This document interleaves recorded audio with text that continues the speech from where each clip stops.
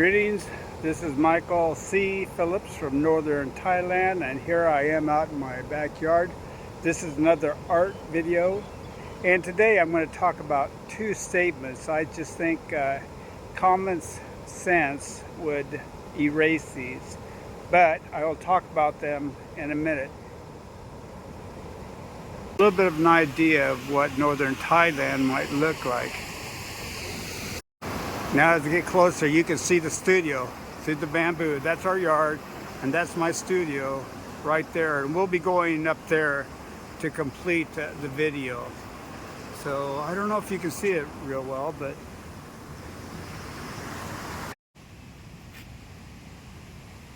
so we're heading up. I'm on the back driveway and back up to the studio, and just to see the outside view of it. Our backyard, bow tree.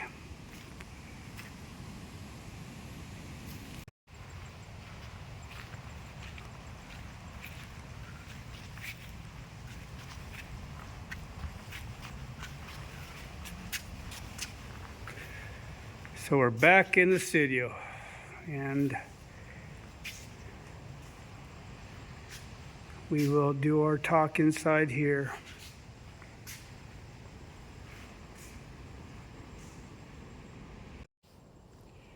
So today, here we are back in the studio and continuing with our business. Today I wanted to talk about two statements. They are statements I've actually heard and I've seen on the news. And I did a painting a few years back, and today with all the craziness that's going on in the world, this painting seems like it might be an appropriate timing to show you. So the first statement is, we hate haters. We hate haters. The second statement is, there are no absolutes. There are no absolutes. Now that's quite interesting, and I'll talk about that here in just a minute before I show the painting. But in my last video, it was about peer pressure, and I made some statements about it. And if you saw that, there was one place in there I paused, and it was talking about the effect of those around us on us and how it influences us. And sometimes we see demonstrations, or I called a mob mentality, and I think that happens to us a lot of times. And when you would go to these college campuses this is going on, you might ask somebody in the crowd, what's this about? And they just won't know. They'll just, well, I'm not sure, or they will have strong statements, and they're statements of ignorance. Now, this is crazy. But the reason I paused on that last video was because I had a situation much like that. Now, I'm going to go back in time many, many years. I was a student at University of Kansas, KU, and it was in the mid or early 70s. And it was right at the end of the Vietnam War, and the population or the student body of these large colleges were really raising a ruckus. So you had Berkeley and the California side, you had Boston on the East Coast, and there were really like a bunch of hippies and that kind of thing, but they were really raising big demonstrations. And Kansas was considered the Berkeley of the Midwest, and it was huge. It was a very large college. So in the midst of that time, I was a student there working on my art degree, and there were demonstrations, and big demonstrations. There was the Molotov cocktails, the bottles that were full of gasoline, and they were being thrown on buildings and stuff. But one day, I was walking with a buddy, a good friend, and we were walking across in front of the administration building. There was a huge crowd out in front of the building, and we heard this gentleman, very charismatic guy, long hair, And he was yelling, we need to stop. We need to stop this. We need to do something. We need to cause an effect that will get our United States government to make a move on this Vietnam War. So he was just going, we need to take action. And so he said, let's take over this college. Let's take over the administration building. And all these kids stood up and jumped up. And he said, let's go. Well, he led in through the front doors of the administration building. Well, that time of day, I think it was a Friday, it was open. So they all walked in. Well, hundreds of young college students went in that building. And my buddy and I, we were looking at each other and saying, well, should we go? Why don't we just go?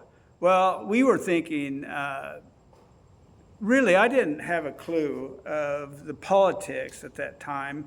I was more interested in art and other things, but it looked like a lot of fun. So we went in there, and in the end, we spent 3 days in that administration building, and there was music, and there was many other things going on with different kind of smoke. Things were smoked and drinking. It was just a big party. But it came to Monday morning, and they called us in, and they broke us up into couples and partners, and we were stationed at doors. And we were to tell the professors and the teachers, the administration, when they came in, that they were not allowed to come in the building. Well, that was a different story. We had to tell the teachers, our professors, that they couldn't come to work. So anyway, we did that, and it didn't last very long. We got word that the demonstration was over. We were to go home and take baths, get cleaned up, and start our schooling again. So anyway, I was totally ignorant. If you were to ask me back then what was going on in Vietnam, what happened with the French, the Japanese, the Vietnamese, the Lao, I had no clue. But I followed the crowd. So that's my story about peer pressure, the influence of those around us, and the mob mentality. Okay, I'm up in the house now. Just on the other side of that river I was showing you, they started harvesting rice, and now they're using these big machines, big combines. Well, the rice paddies have gotten larger, so they're using those. Just too noisy. So my first statement, there are no absolutes. No absolutes. So that is a difficult one for me when I hear that, and it has to do with discussions on religions or philosophies, ways of thinking. There are no absolutes. Well, what does that mean? I looked that up, and it said, in the sense of a philosophy or a ways of thinking, a definition that was given in the Oxford Dictionary, it says, a value or principle which is regarded as universally valid, or which may be viewed without relationship to other things. Good and evil are presented as absolutes. Okay, so it just means that's the way it is. It's complete, it's total, it's done deal. So by making that statement, there are no absolutes. If I'm the one who's making that statement, I've already pronounced an absolute.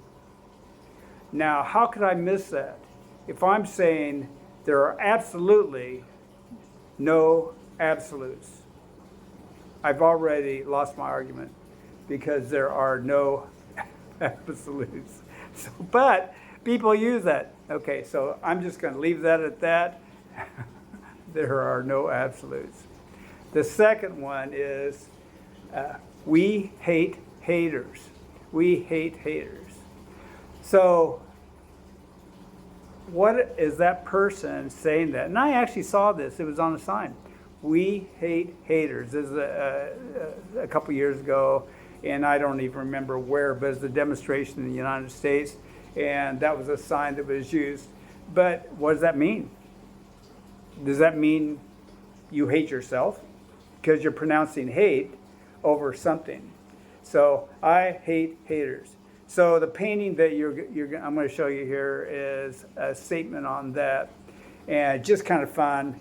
But these are two statements. I think they do not stand on common sense, but yet we use these statements. We say these statements, or people do. I'm not going to say you do or I do, but I think that people use it really without thinking. So again, thank you for watching. Please subscribe if you enjoyed these short videos, and I'll be back in a couple of weeks. If you have suggestions or questions about Thailand, or really about anything, I'm happy to do something on that. So again, I'll be talking to you again in a couple of weeks. I do hope you enjoyed this. I value your time. Thank you. Bye-bye.